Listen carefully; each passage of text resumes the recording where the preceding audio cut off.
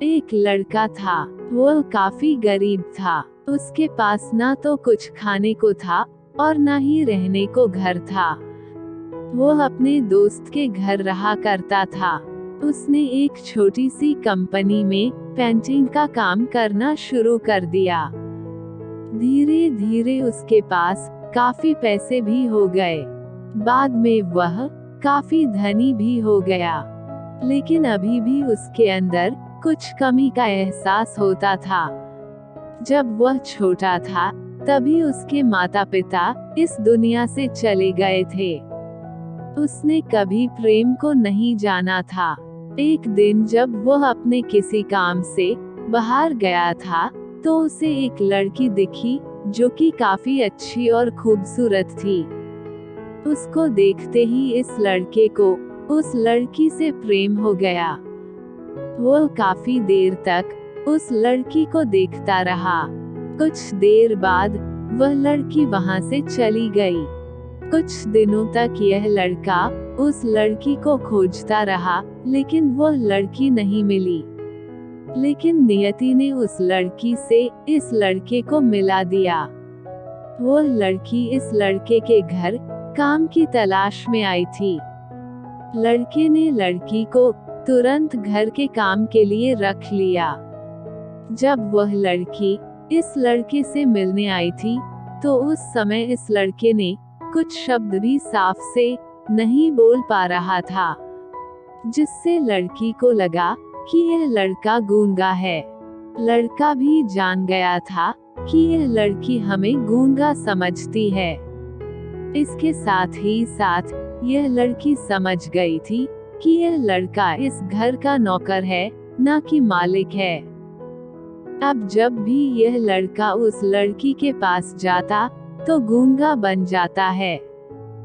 धीरे धीरे वह लड़की इस लड़के पर काफी रहम खाने लगी। अब उसे इस लड़के के लाचारी पर प्यार होने लगा। लेकिन फिर वह लड़की एक बात से डरकर पीछे हट जाती थी। इस लड़की के भी माता पिता बचपन में ही मर चुके थे। इस लड़की को इसके चाचा ने पाला था और वह चाहता था कि वह जब तक जिंदा रहे यह लड़की उसके खाने और पीने का पैसा दे। लड़की का प्रेम हद से भी बाहर जाने लगा। लड़के के एक खांसी पर भी वह लड़की दौड़े उस लड़के के पास पहुंच जाती थी। अब लड़का भी समझ गया कि इस लड़की को मुझसे प्रेम हो गया है। लड़का भी बहुत ज्यादा उस लड़की से प्रेम करता था। उसने पहले लड़की के बारे में सब कुछ पता किया। जब उसे सब पता चल गया तो वो बहुत रोने लगा, क्योंकि उसने गूंगे होने का झूठ बोला था। अब वो दिन रात रोने लगा। लड़की अपने सैलरी में से लड़के की इलाज करवाने को कहती थी। एक दिन सुबह ही उस लड़की को पता चला कि वह लड़का हॉस्पिटल में भर्ती है।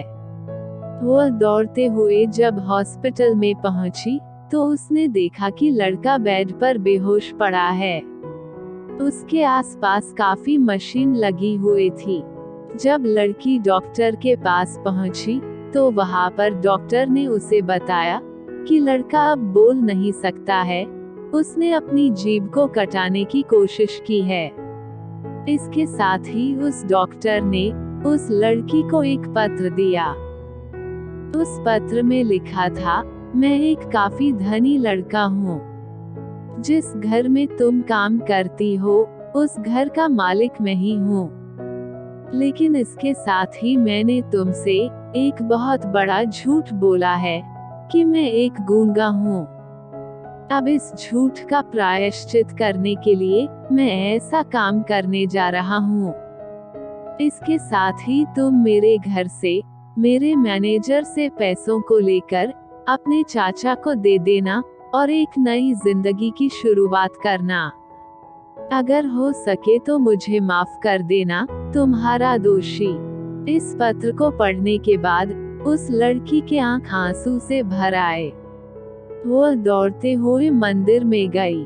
उसने भगवान के सामने कसम खाया कि जब तक वह लड़का बोलने नहीं लगता है तब तक वह कुछ नहीं खाएंगी, भले ही वह मर क्यों न जाए।